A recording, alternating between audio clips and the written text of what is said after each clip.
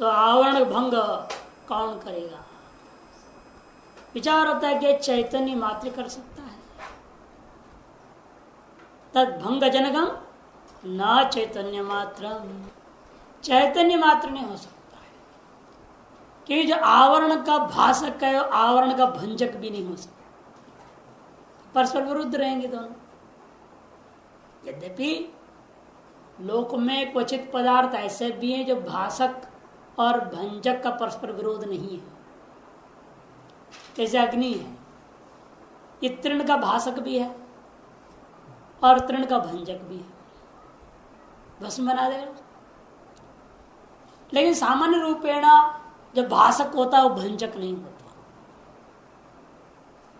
क्वचित विशेष पदार्थ ऐसा देखने को मिलता है। और चैतन्य मात्र देखिए सबका भाषक होने से आवरण का भी भाषक है और आवरण का विरोधक नहीं है। यदि विरोधक होता तो आवरण चैतन्य को आवृत ही नहीं कर सकता था। यदि चैतन्य और आवरण का परस्पर भयंकर विरोध होता तो चैतन्य पर को आवरण कैसे कर सकता? आवृत किया है, ढका है, इसका जो भी ढक रहा होगा उसका चैतन्य के साथ विरोध नहीं है। जैसे सूर्य को बादल ढक सकते हैं लेकिन हिम ढक नहीं सकता, तो हिम तो गल जाए उसी समय, विरुद्ध है। इसे परस्पर अत्यंत विरुद्ध होता चैतन्य और आवरण, तो एक दूसरे का एक आवरण चैतन्य को आवृत ही नहीं कर सकता था। आज स्पष्ट है आवरण को चैतन्य के साथ परस्पर कोई खास विरोध नहीं है। अतएव चैतन्य आवरण का भी भाषक है किंतु भंजक नहीं हो सकता, एक बात। दूसरा कारण यह भी है यदि चैतन्य वास्तव में भंजक होता आवरण का तो चैतन्य सनातन है, सर्वत्र है, सर्वव्यापक है, वो किसी चीज का आवरण हो ही नहीं पाता। सदाई चैतन्य आवरणों को भंग कर देगा। इसलिए कहते हैं तद भाषक से तद अनिवर्तकत्वात्, कि जो जिसका भाषक होता है वह उसका निवर्तक नहीं होता। ये सामान्य है। उस सामान्य नियम के आधार पर कहते, इसीलिए हमें मानना पड़ेगा कि ये जो आवरण है इसको भंग सामान्य चैतन्य नहीं कर सकता। तब पूर्व पक्षी कहता है कि घटादि विषय आवरण तो फिर कभी भंग ही नहीं हो सकता। क्यों? यथा ब्रह्म आवरण, जो ब्रह्म पर आवरण है वह आवरण कब भंग होता है? जब ब्रह्मानुभूति बाद मोक्ष काल में, संसार दशा में तो नहीं। इसे बना दे घटादि विषयावरणम संसार दर्शायाम अनिवर्त्यम आवरणत्वात् ब्रह्मावरणवत्, यह अनुमान कर दिया। घटादि विषयावरण कैसा है? संसार दशा में निवृत्त हो नहीं सकता, अनिवर्त्यम। क्यों? आवरणत्वात्। दृष्टांत क्या है? ब्रह्मावरणवत्। अब इस अनुमान के तहत तो बोल रहा है, क्योंकि ब्रह्मावरण ब्रह्म के साथ कोई विरोध नहीं रहा। जब तक ब्रह्मानुभूति नहीं होती तब तो आवरण भंग नहीं होगा। अर्थात ब्रह्म जो है आवरण का भंजक या निवर्तक नहीं।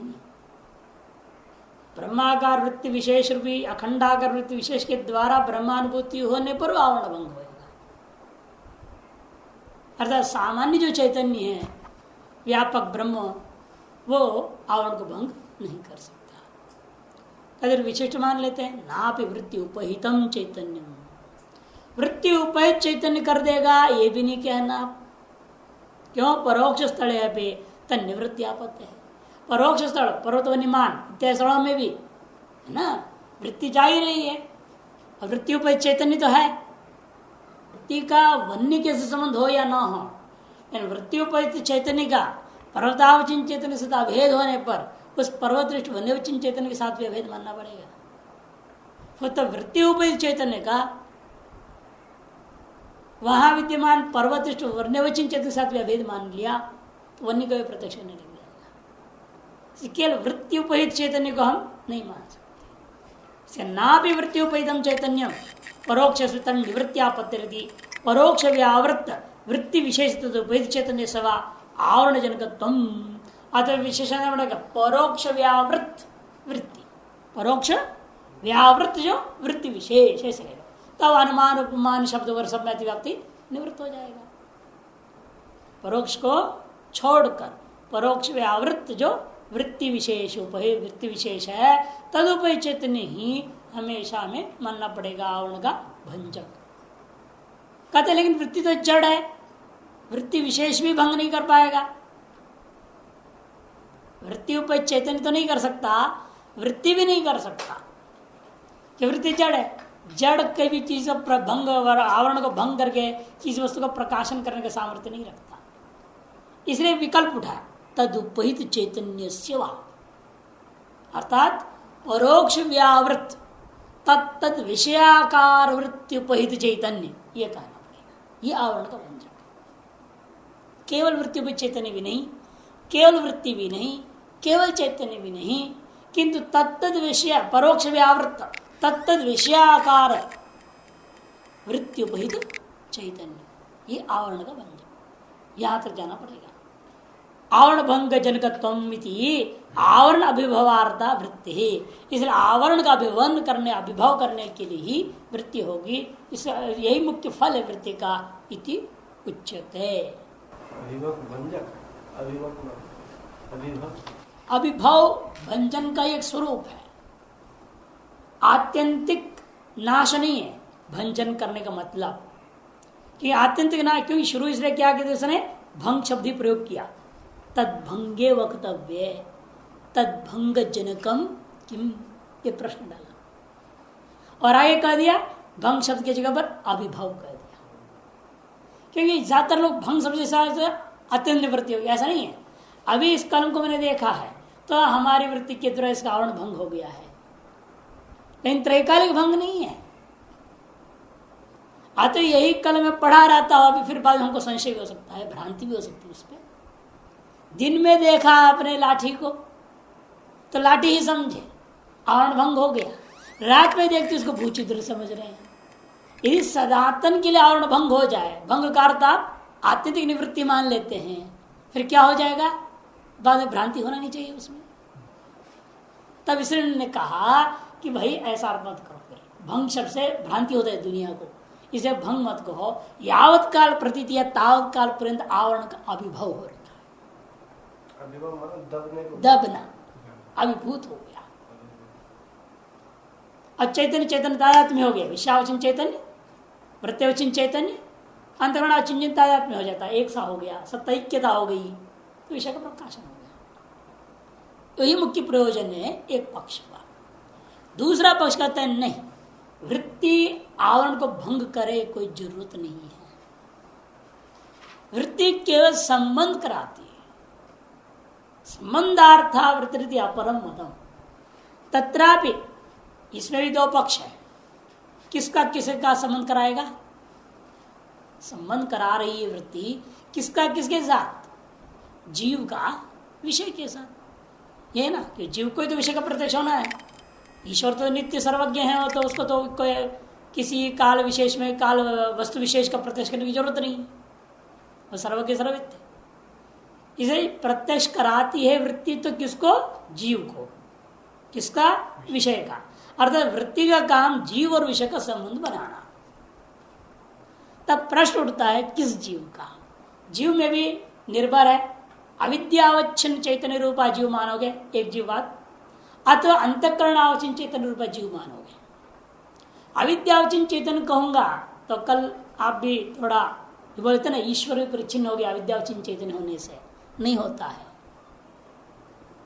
कल। लेकिन दूसरा प्रसंग था, हम उसको विस्तार नहीं किए, यहां अपरिच्छिन्न शब्द ला रहे इसलिए बोल रहा हूं। क्यों, अविद्यावचिन चैतन्य होने के बावजूद भी चैतन्य परिच्छिन्न क्यों नहीं होता, कि परिच्छेदक परिच्छिन्न है या नहीं ये देखना है हमें। परिच्छेद कौन है चैतन्य का, अविद्या, वो परिच्छिन्न नहीं किया, वो व्यापक है। माया व्यापक चीज है, से जिसलिए उपाधि व्यापक है, तदवचिन चैतन्य भी व्यापक ही है, परिच्छिन्न नहीं है। स्वरूप दृष्टिया आप कह सकते हैं, निर्विशेष दृष्टि सविशेषता आई है ये कह सकते हैं, इन परिच्छिन्नता ही है ये नहीं कह सकते। सविशेषता आना और परिच्छेद में बहुत अंतर है। परिच्छिन्नता में क्या होता है, सर्वशक्ति भी परिच्छिन्न हो जाती है। वैसे ज्ञान शक्ति क्रिया शक्ति दो ही मुख्य मानते हैं वेदांत में, तो दोनों शक्तियां भी कुंठित हो जाती है परिच्छेद में। सविशेषता में ऐसा नहीं होता। माया की शक्तियां पूर्ण विलास से युक्त है, ईश्वर में कुंठित नहीं है। ज्ञानात्मिका शक्ति क्रियात्मिका शक्ति दोनों ही ईश्वर के अंदर कभी कुंठित नहीं होती।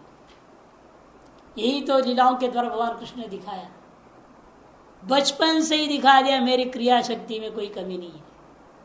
भले शरीर मेरा 1.5 फुट 2 फुट का क्यों ना हो, चल भी नहीं पाता हूं शरीर दृष्टिया, लेकिन शकटासुर को मार दिया एक लात में, लेटे लेटे बाप बच्चा।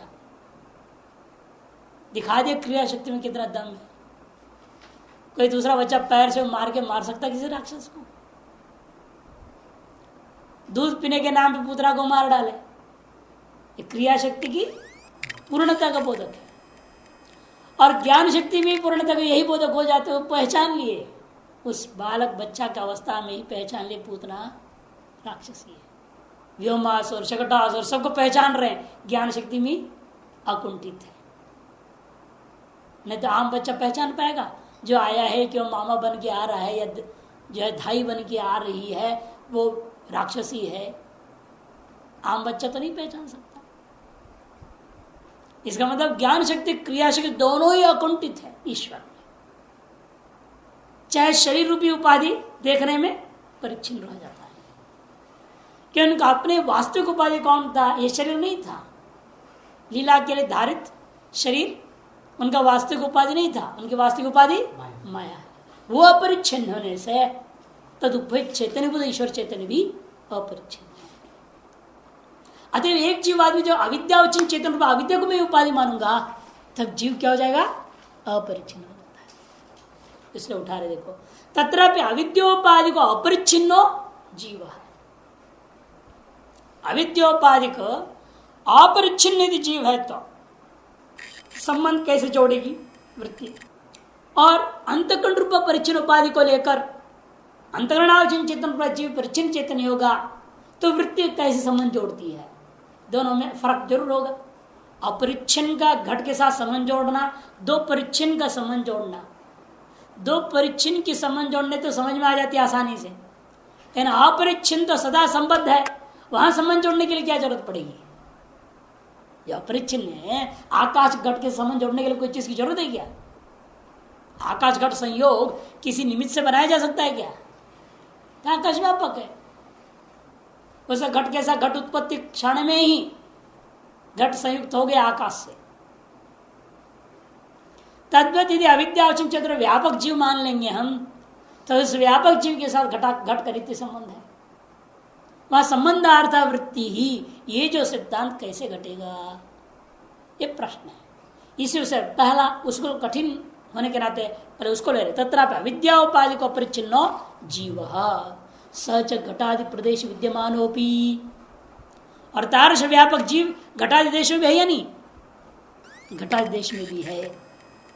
जब घटादि देश में भी है, फिर घटाद्य आकार अप्रोक्ष वृत्ति विरदशायाम, उस दिशा में भी हो जाना चाहिए।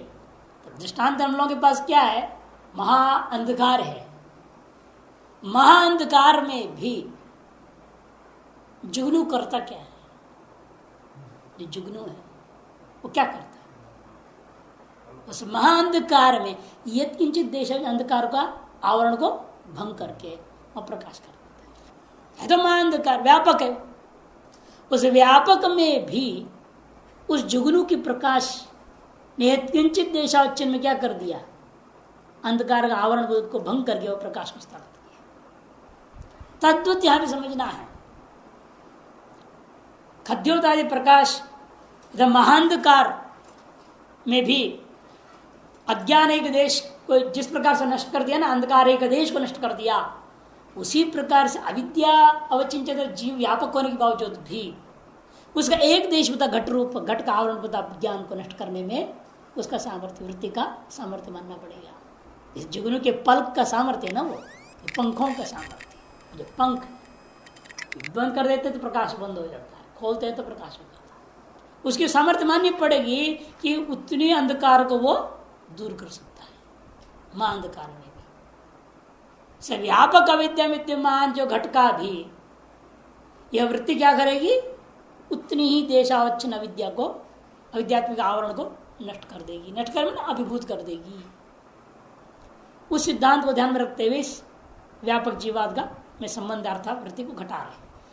सच मैंने स तादृश व्यापक जो जीव घटादि प्रदेश विद्यमान होते, घटादि प्रदेश में विद्यमान होने पर भी घटाद्याकार अपरोक्ष वृत्ति विरह दशाएं, यदि घटाद्याकार अपरोक्ष वृत्ति न रहेगी तो न घटाधिकम अवभासयति, वह जीव घटाधिक अवभाषित नहीं कर पाता। जैसे जुगनू अपने पंखों को बंद कर ले तो क्या प्रकाश रहेगा? नहीं होगा। उस महाअंधकार का एक देश को जो प्रकाशित कर रहा था वह अपने आप बंद हो जाता है। और जब पंख खोलते हैं तो प्रकाशित होगा, उड़ते रहते हैं तभी वो पंख के कारण से वो जैसे जैसे उड़ता है वैसे वैसे प्रकाश उल्टा से दिखता है। इसलिए कहते हैं तो यदि वृत्ति नहीं है, व्यापक जीव उस घट देश में रहने के बावजूद भी उस घट को प्रकाशित नहीं कर सकता। जीवनो मांधकार में उड़ भी रहा है लेकिन कुछ प्रकाशित नहीं कर रहा है। यदि पंख को बंद रख के चलते रहे तो आपको न जुगनू दिखेगा न महांधकार। इसलिए कहते हैं कि देखो घटादि प्रदेश में वह व्यापक जीव का रहने पर भी घटाद्याकार अपरोक्ष वृत्ति विरह दशा है। घटाद्याकार अपरोक्ष वृत्ति का अभाव दशा न घटादिकम अवभासयति, तब वह जीव जो है घटादि को भाषित नहीं करता। क्यों? घटादि न संबंध अभावा, घटादि के साथ संबंध का भाव। तो पूरी पक्षी कहेंगे क्या बात बोल रहे हो, आकाश में घट है और घट का आकाश के संबंध नहीं, ऐसे कैसे होगा? कहते हैं कि वह हम संबंध सामान्य का विरोध नहीं कर रहे हैं, प्रकाश योग्य संबंध विशेष नहीं ये कह रहा। घट प्रकाशन के योग्य जो संबंध विशेष की अपेक्षता है वो संबंध विशेष नहीं है। जैसे आप सामान्य प्रकाश रहता है, मान लो सवेरे सवेरे 4 बजे से 3:30 4 बजे सामान्य प्रकाश तो है ना, हल्का फुल्का, फिर भी आप शौचालय जाएंगे जंगल में तो टार्च ले जाएंगे। क्यों? क्योंकि सामान्य प्रकाश वहां विद्यमान, बीच में विद्यमान सर्प पत्थर कांटे आदि का प्रकाशन करने में सामर्थ्य नहीं है। सामान्य प्रकाश का संबंध, जब हम कहते प्रकाश संबंध नहीं, प्रकाश नहीं है, वह तात्पर्य है सामान्य प्रकाश है किंतु कंटक आदियों को प्रकाशित करने योग्य विशिष्ट प्रकाश का अभाव है। इस समय टॉर्च उस विशिष्ट प्रकाश से रास्ता देखते हुए जाता है। तद्वत यहां पर भी आकाश घट का सामान्य संयोग है। आकाश में नहीं तात्पर्य जीव, व्यापक जीव का घट के साथ सामान्य संबंध रहने के बावजूद भी घट प्रकाशन योग्य विशिष्ट संबंध का अभाव है। देखो उसको विस्तार से समझा रहे हैं। तत्त आकार वृत्ति दिशा तो भाष क्योंकि तत्त घटाद्य आकार वृत्ति दिशा में घट को भाषित करा देता है कौन? वह जीव तथा संबंध सत्वाद, क्योंकि उस समय वह विशिष्ट संबंध विद्यमान है। तब पूर्व पक्षी संबंध शब्द से सामान्य संबंध लेकर शंका कर रहा है। ननु अविद्योपादिक अपरिच्छिन्न जीव से स्वतएव समस्त वस्तु संबद्ध वृत्ति विरह दशायां संबंध अभाव अभिधानम असंगतम। अविद्योपाधिक जो अपरिच्छिन्न जीव जब आपने कहा स्वतः ही क्या है, वो समस्त वस्तु के साथ संबद्ध है। व्यापक है तो समस्त वस्तु के साथ संबद्ध है। वो संबद्ध है तो वृत्ति दशा में आपने का संबंध नहीं है, आपके कहना गलत है। उस समय भी संबंध, वृत्ति हो या न हो, जीव का घटादि विषयों के साथ संबंध है। व्यापकत्व हेतु क्या है? व्यापकत्वात् आकाशवत्। और क्या दूसरी भी शंका हो सकती है, अथवा आप संबंधाभाव जो कह रहे हैं इसलिए कह रहे हैं क्या कि पुरुष असंग है, चैतन्य जो जीव है आत्मा है वो क्या है? असंग है। यदि असंगत्वात आप कहना चाह रहे हो जीव का घट के साथ संबंध नहीं है तो कहते वृत्ति के बाद फिर संबंध नहीं हो सकता, हेतु वही रहेगी असंगत्वात। कहता है असंगत्व दृष्टिया च संबंध भाव विधाने, असंगो एवं पुरुष, इस श्रुति वाक्य के आधार पर आप कह रहे हो जीव तो असंग स्वरूप वाला है, वैसा घटादि किसके साथ संग हो नहीं सकता। तब तो कहेंगे हम वृत्ति आने पर भी वृत्त्यनंतरम अपनी संबंधो न स्यात्, संबंध नहीं हो पाएगा। उभय तस्पाशा रज्जु डाल दिया, फंसा दिया। यदि व्यापक है तो सर्ववस्तु संबंध स्वीकार करना पड़ेगा। जब सर्ववस्तु संबंध है तो घट जीव का भी संबंध भाई ही, संबंध भाव कथन गलत होगा। यदि जीव के वास्तविक स्वरूप असंगत्व दृष्टिया कह रहे हो जीव का घट से संबंध नहीं है, तो वृत्ति उत्पत्ति के बाद भी वृत्ति भी उस जीव का संग नहीं कर सकता घट के साथ। क्यों? उसका स्वरूप असंगत इति चेत उच्यते। तो सिद्धांति कहता है नहीं वृत्ति विरह दशायाम जीव से घटा संबंध सामान्यम निषेधा, कि वृत्ति विरह दशा में जीव का घट के साथ संबंध सामान्य का निषेध मैं नहीं कर रहा हूं, न निषेधाम है। किंतु फिर क्या कहना चाह रहे हो? घटभान प्रयोजकम संबंध विशेषण निषेधाम है। कि तो घट भान का जो प्रयोजक जो संबंध विशेष उसके अभाव को मैं कहता हूं। नियम यही होता है संबंध सामान्य का रहने पर भी नहीं तो समस्या नहीं है, को भी होएगा। आत्मा तो व्यापक है, व्यापक है ना। किसके मत में व्यापक नहीं है आत्मा? चारवाक को छोड़ दिए, जैन और चारवाक को छोड़ के सभी लगभग आत्मा को व्यापक मानते हैं। कुछ वेदांती रामानुजादि भी परमाणु मानते आत्मा को। सामान्य रूपेण सभी लोग आत्मा को व्यापक मानते हैं। जब आत्मा व्यापक है, आपके सुख वस्तुओं के साथ आत्मा का नित्य संबंध है, ऐसा आत्मा का सुख भान को नहीं होता। व्यापक है ना। जिन चीजों से आपको सुख प्राप्त होता है उन चीजों के साथ सदा आत्मा का सामान्य संबंध है। नहीं तो आपको ये कहना पड़ेगा नहीं भाई हमारे इंद्रियों के द्वारा विशेष संबंध है पैदा। जब इंद्रिय द्वारा विशेष संबंध पैदा होता है आत्मा के तब जाकर के उस विषय का सुख या दुख जो भी है अनुभव होगा। वही जवाब हमारे यहाँ भी। संबंध सामान्य का रहने पर भी भान प्रयोजक जो संबंध विशेष है वो नहीं है। उस संबंध विशेष को पैदा करने के लिए वृत्ति की जरूरत है। वो संबंध विशेष कौन पैदा करेगा? तब कहेंगे हम वृत्ति ही पैदा करता है। इस तरह संबंधार्था वृत्ति सिद्ध हो गई। सहज संबंध विशेष विशेष से जीवचित व्यंग्य व्यंजक भाव लक्षण कादाचित कहा तदाकार वृत्ति निबंधन। वह संबंध विशेष वृत्ति से पैदा होता है। कैसे वृत्ति?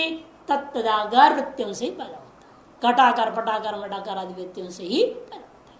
लेकिन तत्तदागार वृत्ति से कैसा होगा? अभी कहते विषय का जीव चैतन्य के साथ में कैसा संबंध होगा? संबंध विशेष व्यंग्य व्यंजक भाव, प्रकाश्य प्रकाशक भाव, भाष्य भाषक भाव, रूपा संबंध विशेष है। अब बताऊंगा भाष्य तो क्या भाषक तो क्या, मूल में नहीं बोलेंगे लेकिन बताऊंगा। व्यंग्य व्यंजक, भाष्य भाषक, प्रकाश्य प्रकाशक भाव, रूपा जो संबंध विशेष। संबंध विशेष की व्याख्या ही है व्यंग्य व्यंजक भाव लक्षण संबंध विशेष। और संबंध विशेष लगातार बना नहीं रहता है, कादाचित का अभी बना और बिगड़ा बना बिगड़ा चलते रहता है। क्यों? प्रकाश प्रकाश एक बार प्रकाशित हुआ, प्रकाशन एक बार प्रकाशक होगा, नित्य संबंध क्यों नहीं होगा? कहते हैं क्योंकि तत्तदाकार वृत्ति निबंधन, कि ये वृत्ति चंचला है ना, चंचला चपला माया है। ये वृत्ति टिकती नहीं है, किसी एक विषय पर लगातार टिकती नहीं। टिकाना ही तो ध्यान है, यही इसी के लिए तो सारा योग वगैरह है। एकाकार वृत्ति बनाना ही के लिए साधना है। प्रत्येकता ध्यानम, इसलिए कहा एकाकार वृत्ति निरंतर चलते रहे, अर्थात एक विषयाकार वृत्ति, एक विषय कोई भी एक विषय लिया हो तदाकार वृत्ति बना के चले। यथाभिमत ध्यानाध्वा, इसलिए कहा यथाभिमत ध्यानाध्वा, जिसका हम लोग दृष्टांत देते भैंसोहम। भैंसोहम दृष्टांत तो उसी का है। अभिमत वस्तु क्या था? उसको भैंस का, इसलिए उसी पर ध्यान करने बोला गुरु ने। इस सूत्र के आधार पर ही है। जिसका जो भी प्रिय है उसी का ध्यान करने से एकाग्रता तदाकार वृत्ति में उसी में मनोराज्य चालू हो जाता है ना। शुरू में तो मनोराज्य होता है उस विषय का, धीरे धीरे उस विषय का ध्यान होने लगता है, उस विषय में आसक्ति बढ़ती है, उस विषय में प्रेम भक्ति विश्वास सब बढ़ जाता है। इसे कहते हैं कि जिस पर तुमको उतना माने एक तरह से जो वांछित विषय होता है, अत्यंत वांछित विषय, उसकी प्रतिवृत्ति बनाया जाता है। और यावत पर्यंत वृत्ति है तावत पर्यंत संबंध विशेष बना हुआ है उस वस्तु के साथ। जहां वृत्ति गई वो संबंध विशेष टूट गया। इसे कहते हैं वो कादाचित क्यों है? तदाकार वृत्ति के कारण से। तज्जन्य है तन्निबंधन संबंध विशेष। और भाष्यत्व और भाषकत्व को समझना पड़ेगा। जीव के अंदर घटादि के प्रति भाषकत्व क्या हो सकता है? तदाकार वृत्ति उपहितत्व भाषकत्व। तदाकार वृत्ति उपहित चैतन्यता आ जाना ही उसके अंदर भाषकत्व आ गया। जब तक जीव यत्किंचित विषयाकार वृत्ति से उपहित नहीं है तब तक जीव किसी का भाषक नहीं है। जीव में भाषकत्व कब आता है? जब वो यत्किंचित विषयाकार वृत्ति से उपहित हो जाता है। इसलिए कहा जाता है कि उन्होंने योग सूत्रकार ने कहा योग चित्त वृत्ति निरोधा। तात्पर्य सकल सांसारिक विषयाकार वृत्तियों का निरोध कर देना और स्वरूपाकार वृत्ति बना। इसे तदा दृष्ट स्वरूप व्यवस्थान तत्सारूप्यम इतरत्र, और सारूप्यता लानी पड़ती है। इसलिए वहां पर वृत्ति निरोध का तात्पर्य वृत्ति को खत्म कर, वृत्ति तो बंद हो ही नहीं सकती। यावत काल पर्यंत आपकी उपाधि अविद्या है तावत काल पर्यंत तो नष्ट होना है नहीं, वृत्ति तो खत्म नहीं होनी, वृत्ति तो चलती रहना है। इसे निरोध का तात्पर्य है आप सांसारिक वृत्तियों का निरोध कर दो, स्वरूपाकार वृत्ति को प्रवाहित कर दो, ये इसका तात्पर्य है। इसे यहां पर भी कह रही है कि जब तत्तदाकार वृत्ति से उपहित चैतन्य हो जाना ही जीव में भास करता है। यदाकार वृत्ति उपहित हो जाता है तद विषय का वो भाषक कहा जाएगा। घटाकार वृत्ति उपहित चैतन्य जीव में आ गया तब वह जीव क्या हो गया? घट का भाषक हो गया। और घट में भाष्यत्व क्या होगा? तदुपाधि वृत्ति विषयत्व। तदुपाधि वृत्ति विषयत्व, तदुपाधि वृत्ति विषयत्व भाष्यत्व घटादियों में। इस तरह से तत्तदाकार वृत्ति उपहितत्व भाषकत्व, तत्तदुपाधि वृत्ति विषयत्व भाष्यत्व। ये भाष्य भाषक भाव है, यही संबंध विशेष है। तदुपहित वृत्ति विषयत्व प्रयोजकम इत्यर्थः। तथा ही तेजसम अंतःकरण स्वच्छ द्रव्यत्वा स्वतैव जीव चैतन्य विव्यंजन समर्थम। तथा ही तेजसम अंतःकरण, जो तेजस अंतःकरण है स्वच्छ द्रव्यत्वा, स्वच्छ द्रव्य होने के नाते स्वतैव जीव चैतन्य व्यंजक समर्थम, व्यंजन समर्थम घटाधिकम तू न तथा। तेजस होने के नाते अंतःकरण कैसा है? चैतन्य के समान वृत्ति भी, शंका क्या है पहले इसको पंक्ति समझने से पहले, चैतन्य के समान वृत्ति भी यदि प्रकाश स्वभाव वाली होती, चैतन्य के समान वृत्ति भी यदि प्रकाश स्वभाव वाली होती तो वृत्ति ही सीधे घट को प्रकाशन कर सकती। किम चैतन्य ना, चैतन्य का प्रयोजन क्या रह जाता? तब कहते जड़ात्मक यदि है वो तो तरी वस्त्रादि ना ही वह तया घटादर आवरण आपत्ति रीति आशंक्य।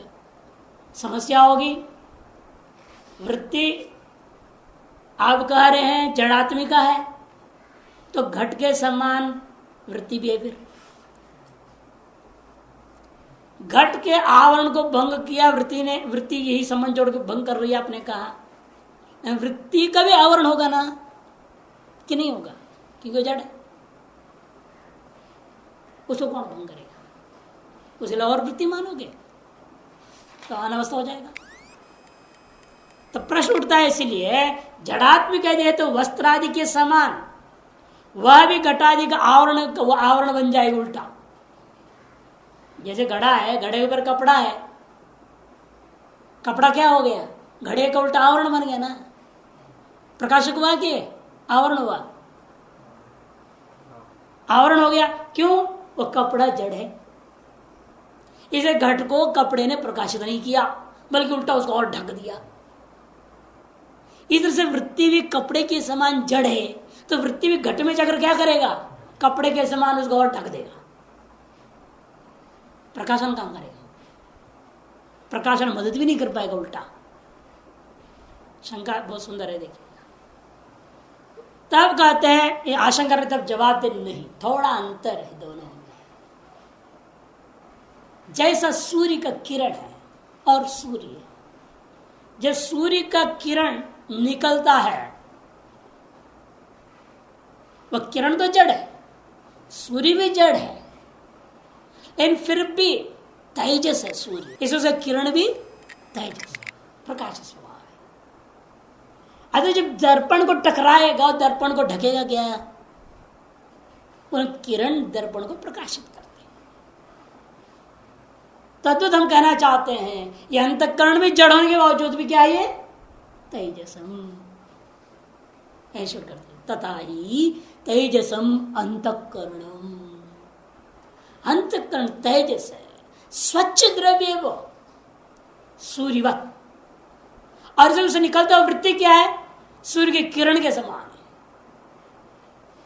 जड़ होता हुआ भी प्रकाश स्वभाव रहेगा उसके अंदर, तेजसत्व। ये अंतर करना है वृत्ति में। बिल्कुल वस्त्रादि के समान जड़ात्मक नहीं है वो, क्यों? वस्त्र तामस है, तेजस नहीं है, पार्थिव है, तमो प्रधान है। और अंतःकरण तेजस है, ये भी कार्य है, जड़ है, वो भी जड़ है, लेकिन तेजस है, वो तामस है, पार्थिव है। ये अंतर है। इस वजह से अंतःकरण का कार्य रूपा जो वृत्ति है उसमें भी तेजस्व रहेगा, प्रकाश स्वभावता रहेगी। क्योंकि अंतःकरण तेजस्व का तात्पर्य क्या है? और स्पष्ट करते स्वच्छ द्रव्यत्वात्, और वस्त्रादि मलिन द्रव्यत्वात्। ये स्वच्छ द्रव्य स्वतएव जीव चैतन्य विविंजन समर्थम। अतएव स्वतः ही जीव चैतन्य में अभिव्यंजन का सामर्थ्य है। घटाधिकं तो न तथा, घटादि ऐसा नहीं है, अस्वच्छ द्रव्य, अस्वच्छ द्रव्य। वृत्ति और अंतःकरण का क्या है? वृत्ति के बिना अंतःकरण का क्या रूप होगा?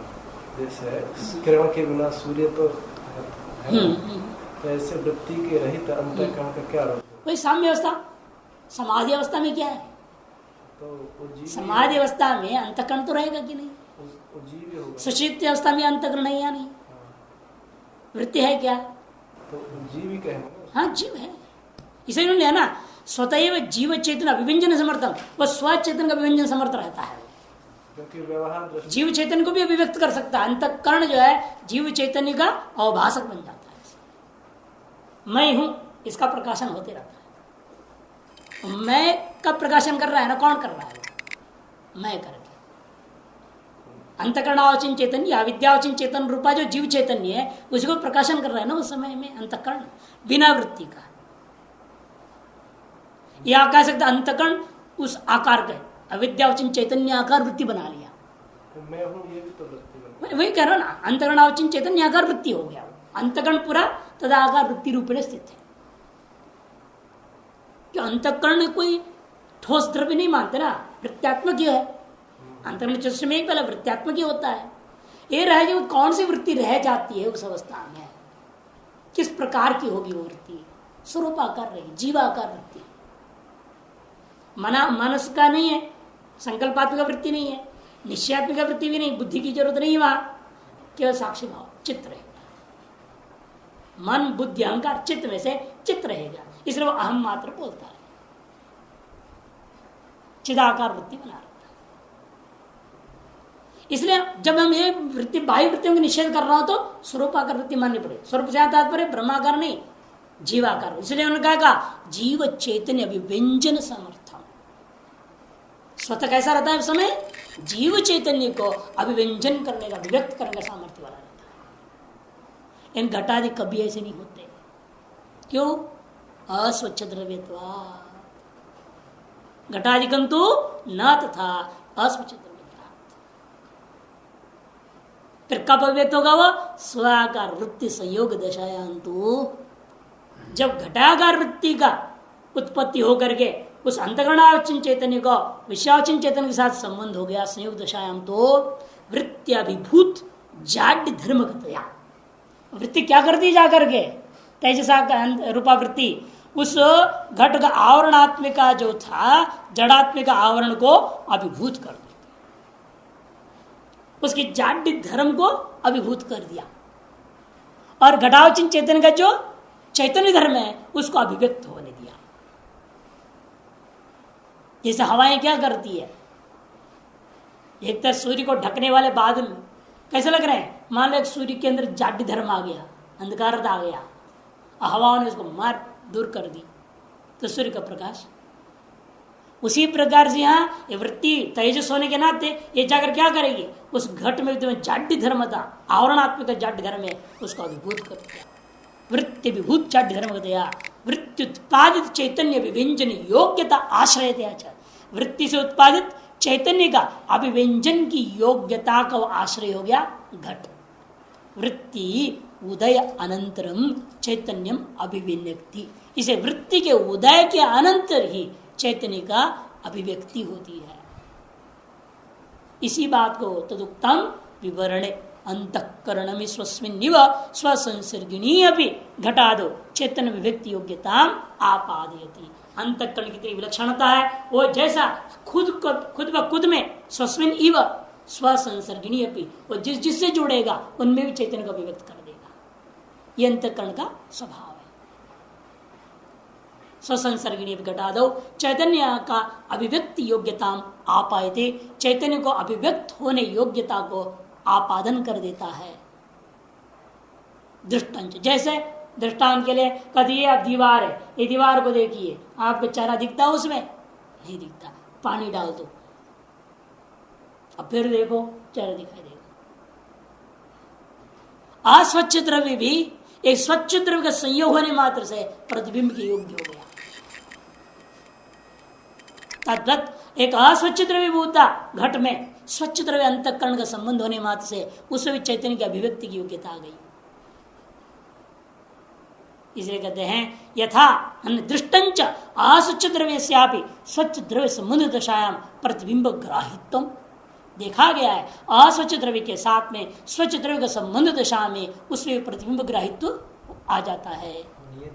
यथा ये तो है ही है, हम भी कहाँ बोल रहे नियत है। जब वृत्ति है तो है, वृत्ति नहीं है तो नहीं है।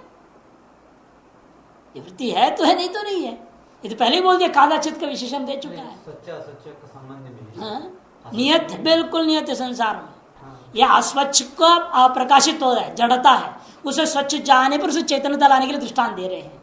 तो उल्टे दृष्टांत ले रहे हो, स्वच्छ को अस्वच्छ से ढक दिया, ऐसी वृत्ति होती ही नहीं है। वो तो पहले उन्होंने दे दिया, जैसे घड़े को कपड़े से ढक दो, वो तो पूर्व पक्ष का दृष्टांत था। जड़ को ढक रहे हो, चैतन्य को जड़ से ढकना है तो आवरण अनादिकाल से चले आ रहा है। संबंध क्या एक जिस तरफ से हो रहा है वो देखना होता है। संबंधी तो होते हैं, कौन किसे संबंध कर रहा है तो क्या क्रिया हो रही है। आगे आंख में आकर के धूली बैठ जाए आंख में दिखाई देगा, और आंख की वृत्ति धूली में जाती तो वृत्ति दिखाई देती है। दोनों में अंतर नहीं क्या संबंध में? अब यहां मुक्का है, आप देख रहे हैं, और मुक्के को आंख पर मार दूं तो दिखाई देगा आंख को।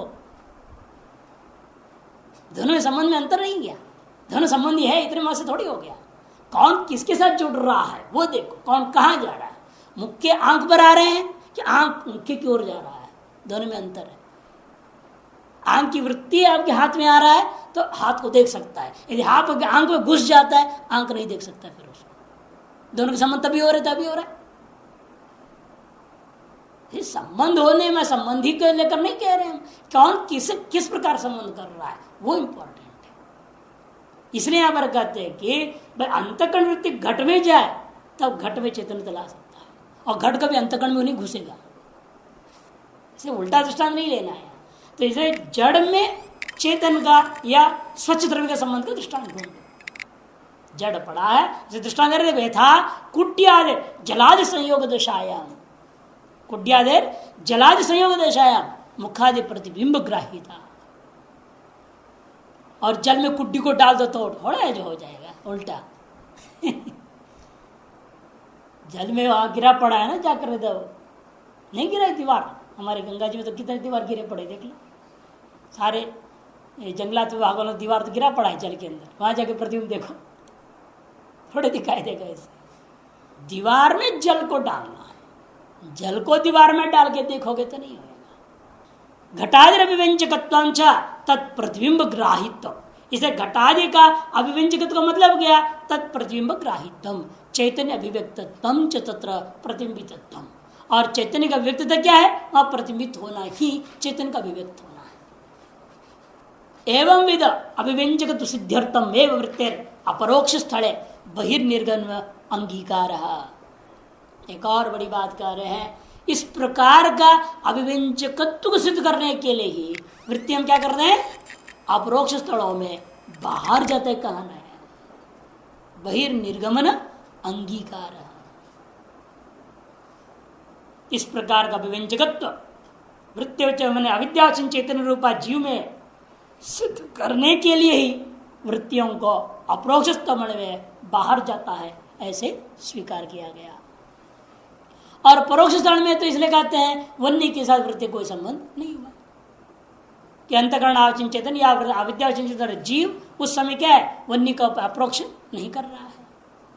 परोक्ष स्थल है तो वन्यादि वृत्ति संयोग अभावेन चैतन्य अनविव्यंजकतया, वृत्ति संयोग का न होने से वह चैतन्य का विव्यंजक नहीं रहे, अतएव नाप्रोक्षत्व, इसे वन्यादियों में अप्रोक्षत्व नहीं रहता।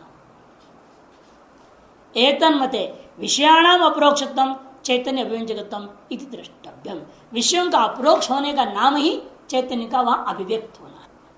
आवरण का विभूत होना, चैतन्य का अभिव्यक्त होने का मतलब क्या है? विषय का अप्रोक्ष होना। यह कि चैतन्य वहां पर था नहीं और अभिव्यक्त हो गया, जैसे मिट्टी में पहले घड़ा था अब अभिव्यक्त हो गया, वैसे वहां पर है, इस तरह के नहीं समझना। विषय का अप्रोक्ष होने का नाम ही यहाँ चैतन्य का अभिव्यक्त होना। एवं जीव से अपरिचिन्नत्वेपि वृत्ते संबंधार्थतम निरूपितम। इस प्रकार से जीव का अपरिचिन्न होने के बावजूद भी वृत्ति ही संबंध को पैदा करने वाली वस्तु है, इस बात को हमने स्थापित कर दिया। अतः संबंध को स्थापित करना ही वृत्ति का मुख्य प्रयोजन है अपरिचिन्न जीववाद में। इदानीम परिचिन्न जीववाद अवस्था में भी यही बात है। इदानीम परिचिन्नत्व पक्षे संबंधार्थत्वम निरूप्यते तथा ही अंतःकरणोपाधि को जीवा। परिचिन्न जीव का मतलब क्या? अंतःकरणोपाधिक जीव। अविद्योपाधिक जीव नहीं है, अंतःकरणोपाधिक जीव है। कि अंतःकरण भी परिचिन्न है, उपाधि परिचिन्न होने से उपहित चैतन्य भी परिचिन्न हो गया। तस्य च घटादि अनुपादानतया घटादि देश असंबंधात्। तादृश अंतःकरणावचिन चैतन्य जो है घटादियों का, जैसे पहले था अविद्यावचिन चैतन्य क्या था? घटादि उपादान था, कि अविद्या का कार्य घटादि भी माया का कार्य। अतएव कार्य कारण अनित्यत्वेन जो है घट के साथ उसके नित्य संबंध की शंका हुई, तो संबंध बनाने के लिए वृत्ति की क्या जरूरत है? शंका शुरू हुआ। तब कहते हम संबंध सामान्य रहने पर भी संबंध विशेष का नहीं है, और संबंध विशेष को स्थापित करना मतलब भाष्यभाषकत्व स्थापित करना, उस भाष्यभाषक स्थापित करने के लिए वृत्ति विशेष की अपेक्षा है, ये सिद्ध किया गया था। और अब आसान इसलिए है क्योंकि जो अंतःकरणावचिन चेतन रूपा जीव है ये घटादि का उपादान कारण नहीं है, विवर्तोपादान भी नहीं है, और उसका कारण अविद्या यहाँ पर उपाधि नहीं है जीव का, है ना। इसे कहते हैं तस्च घटादि अनुपादानतया घटादि देश असंबंधात, इसलिए घटादि देश में वो संबंधित है ही नहीं। अंतर्गण देश अपना अलग है, घट देश अपना अलग है। घट देश में जीव नहीं, जीव देश में घट नहीं, कि तो परिचिन वस्तु है, दोनों दूर दूर रह रहे हैं। किंतु ब्रह्मैव घटादि उपादान, उपादान कारण कौन है फिर वहां पर? ब्रह्मैव घटादि उपादानम। क्यों? घटादि अधिष्ठानत्वा, तात्पर्य क्या बोला था? उपादान कारण ब्रह्म में कब लेना है, किस रूप पर क्या कर से? जगदाकार परिणाम माया उपादानत्वम, माया का उपादान तात्पर्य मान लिया माया अधिष्ठानत्व, वही यहां पर लेना है। ब्रह्मैव घटादि उपादानत्वम घटादि अधिष्ठानत्वात् तस्य मायोपैत चैतन्य से सकल घटादि अन्वयित्वा, और वह जो ईश्वर है वो भी मायोपैत चैतन्य होने के नाते सकल घटादियों में अन्वित ही रहता है। अतः ब्रह्म भी अन्वित है, सर्वत्र सकल घटाधिकारी उसी में कल्पित होने के नाते सभी में वो अन्वित है। अन्वित में सर्व संबंधी है वो चैतन्य, सर्वव्यापक चैतन्य। अतएव ब्रह्मण सर्वज्ञता, इसलिए ब्रह्म में सर्वज्ञत्व सर्वित्व वगैरह आ जाता है। तो दो बात यहाँ पर मन में रखकर एक बात बोली जा रही है कि जीव जगत का अधिष्ठान है या नहीं, और दूसरा जीव जगत उपादान चैतन्य के साथ अभिन्न है या नहीं।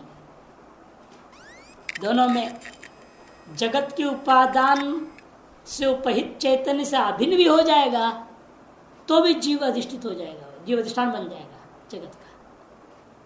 कि जगत का उपादान माया, माया पे चेतन ब्रह्म हो गया। उस ब्रह्म से जीव जो अंतःकरणावचिन चेतन ना लेकर के जीव लेंगे तो क्या होगा, अभिन्न होगा। अभिन्न होगा तो भी उसका अधिष्ठान बन जाएगा जगत का। वो क्यों, जीव से अभिन्न हो गया ब्रह्म, और ब्रह्म में अधिष्ठान, अतः जीव भी अधिष्ठान हो गया, ऐसे कहा जा सकता है। दोनों शंकाओं के लिए पहला शंका जवाब दे रहे हैं, वास्तव में स्वयं जीव तो जगत का अधिष्ठान नहीं है। उस बात को लेकर कहा अतएव ब्रह्मण सर तथा च जीव से घटाधिष्ठान ब्रह्मचेतन भेद मंत्रेण, इसलिए तदुपादान चेतन अभेद को लेकर विचार करते हैं। वो भी नहीं है कि जगत उपादान जो ब्रह्म है, ब्रह्माकार चैतन्य, ब्रह्म स्वरूपता चैतन्य, उसके साथ अंतःकरणावचिन चैतन्य अभी अभिन्न नहीं है।